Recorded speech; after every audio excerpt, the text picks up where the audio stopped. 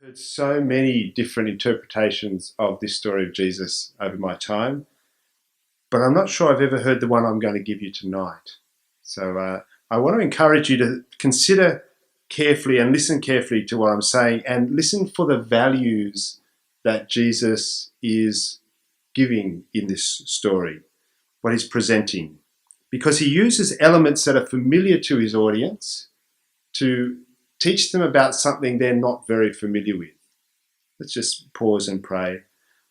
Lord, help us to hear what your Spirit wants to say to us this evening, to the glory of your name. Amen.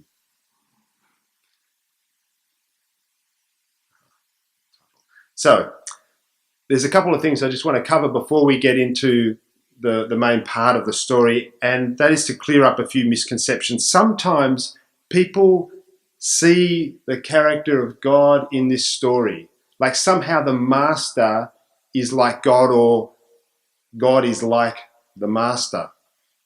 And I just want to say that this is a story in a section of stories about the kingdom. So Jesus is teaching about the kingdom, not directly. It's not a portrait of God. Like sometimes we get these ideas of what God might look like. And I don't know, that look like God? Maybe? No. He's not painting a portrait of God here. He's using a story to help us understand some dynamics of the kingdom. And in fact, when the third slave describes the master, we're not even told that the master was really like that, because when the master takes up that description, he doesn't own it or refute it. He just uses it in an argument in responding to the servant. So it's not teaching about God being greedy and rapacious and out to get you. Okay, that's not part of what Jesus, I mean, you probably worked that out already, but it really isn't part of the story. Okay. Next thing. The master's not very fair, is he? Because he gives some of the servants, or one servant 5, and another servant 2, and another servant 1 talent. It's not very fair. And yet, he's not arbitrary either. He gives the talents according to their capacity, according to their gift. It's actually a kind thing to do.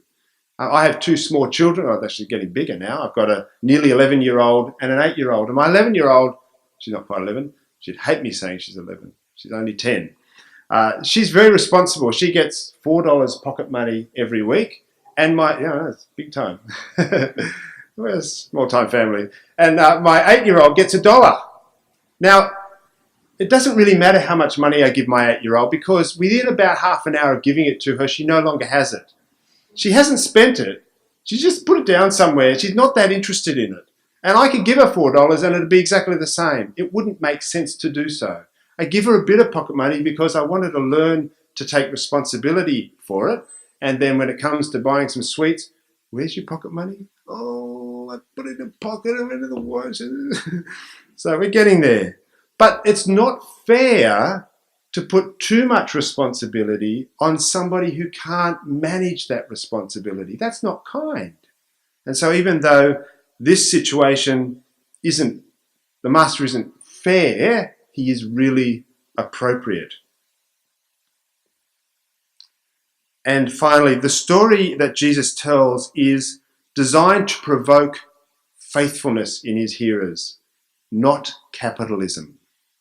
And I've heard many people preach on this story as if it's a bit of a mandate for capitalism. You know, those who get out there and earn their money and turn it over and get a big pile of money, then they can make even more money and we're going to go well. It's not about that. One of the old guys in my service this morning, I was talking about this. He said, oh, good, you're going to tell us a story about how you make your 5 talents into 10. So it's not really about that. Jesus is wanting us to think about how the material economy works, so that we might think about how the eternal economy works. And they are different, but there are some similarities. And that's what we're going to get to now. Because in the eternal economy, faithfulness is fruitfulness. Faithfulness is fruitfulness. That is to say, if you are being faithful, you are being fruitful. But how do you know if you're being faithful? Okay, so a couple of things. Risk. You will be taking risks. They may be calculated risks, but they will be risks nonetheless. Because going into the marketplace and engaging with others has inherent risk. Wherever you have the opportunity to make something, you also have the opportunity to lose something. It's a risk. As I say, it might be a calculated risk. It might be something you've thought about. You might be able to reduce the risk factors involved so that it's almost a sure bet. But even an almost sure bet has just a little bit of risk in it. And if you're not taking risk at some measure, you're not being faithful. We can be wise about it. We can be careful about it. But no matter how you go about it, faithfulness will involve a degree of risk. It will also involve investing. I'm not really talking about your finances here, though. Investing is a form of engagement. We might invest money in the hope of return of money, but we might also invest our time and energy in the hope of achieving something good. My family and I went to our school's working bee yesterday, and we invested between the family, it's about 20 hours. No, not quite, 16 hours, 4 hours each. And we did some stuff. We invested ourselves in the hope of making the school cleaner and tidier and tidying things up and all that kind of stuff. We might invest ourselves in the lives of others in the hope of enriching each other. Faithfulness means engagement. It means self-giving. One of the things I do regularly, I live next door to a pub in Ultimo, and we've got a lovely green, used to be a road, but they've turned it into a park. And I'll often sit out there because my Wi-Fi reaches out there and I can work on the park bench. And I've been doing that for a while now, and people come past and I say hello to them. I just keep working and I say hello, and if they talk to me, I talk to them. Because it's a local area, I've been doing it for a while now, and I see the same people. And you say hello to a person twice, and the third time they'll say hello and have a chat with you. And you do that a couple of times, and suddenly you find yourself having quite important conversations with people. And I'm attentive. I listen to what they're saying, and I watch their body language, and I watch their facial expressions, and I try to engage deeply with them, and I'm ready to share of myself. And I'm investing. I'm investing in my local community. So much so that I've got more friends now in my Ultimo community than I've ever had in my life, I think. I think it's a particularly open place, and it's a great little park, and you get to see all the locals. But I've got a load of friends there now who consider me their minister. They don't come to church, but they know me as the local Rev. They know me as David. But it's an investment, and they invest likewise in me as they share their life with me. Last thing there is accountability.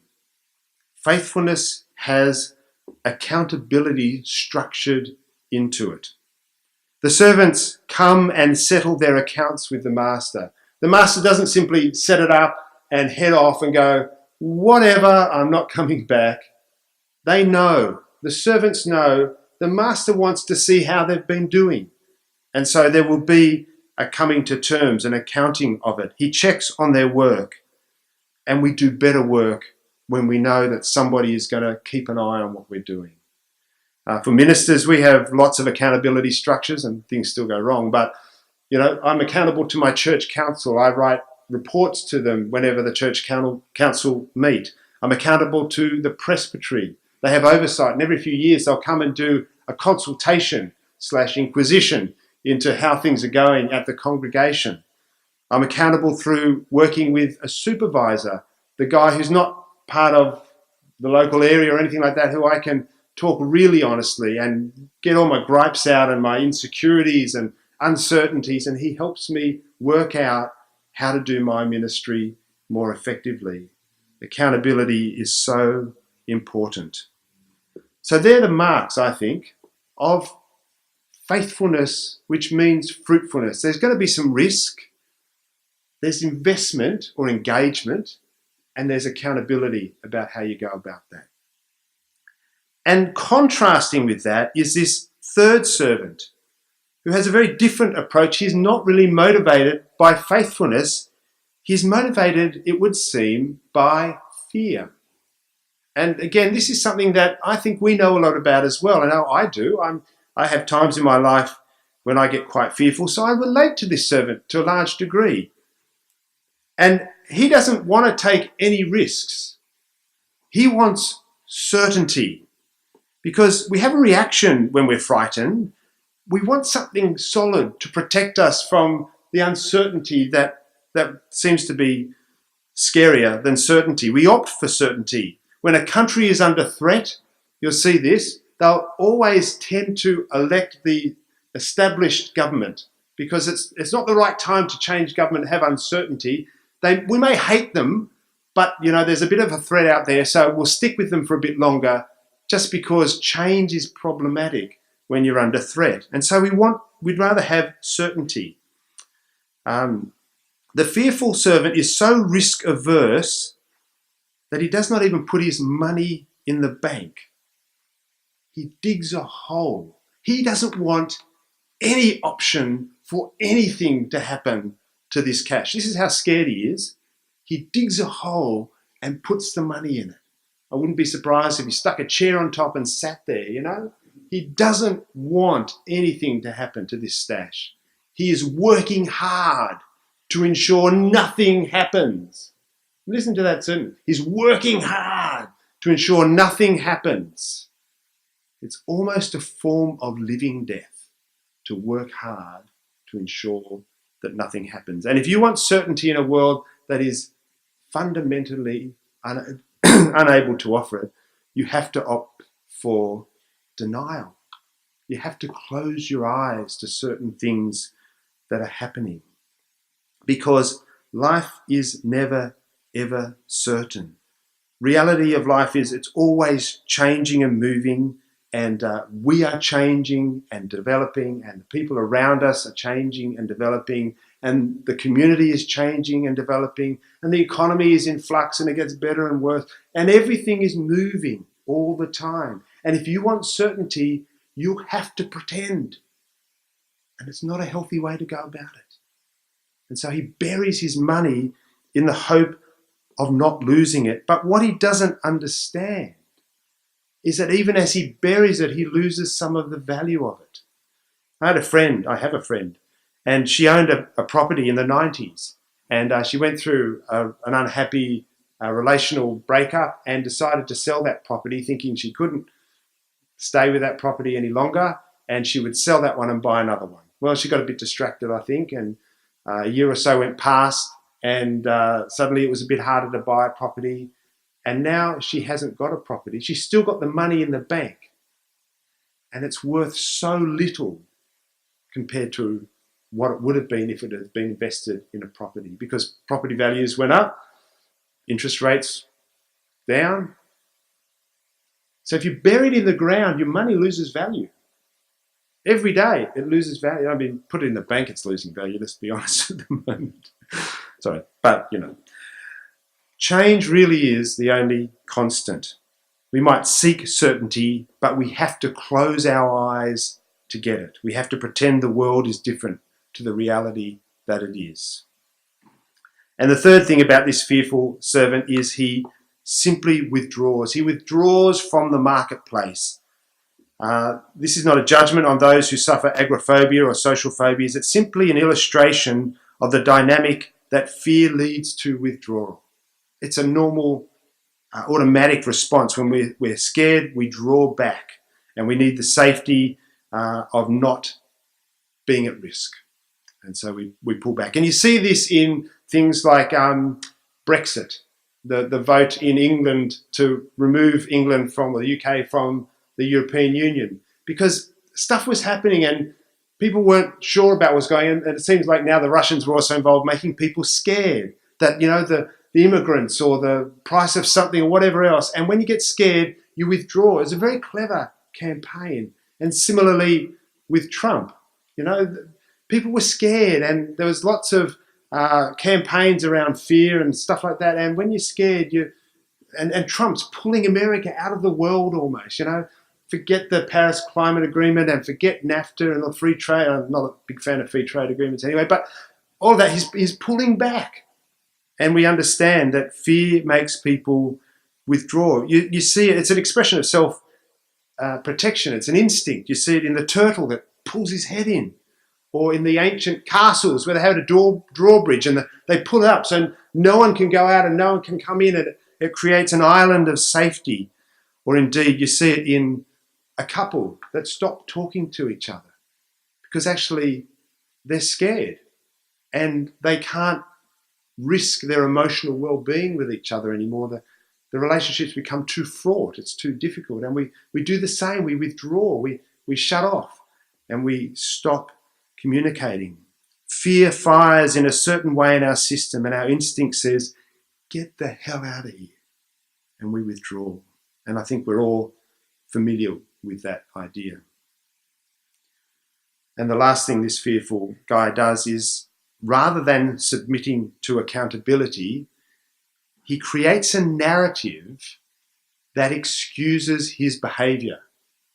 That is to say, he thinks in his own mind, whether it's true or not, and there's no evidence that it was true, he thinks in his own mind that my master is a cruel man, and he gathers where he does not scatter, and he reaps where he does not sow, and oh my goodness, I better not lose his money. So the only sensible thing for me to do is to dig a hole and put it in the ground. I have no choice. It's not my fault. And we create these stories that limit our options because it's safer not to have options, because then we can't make mistakes.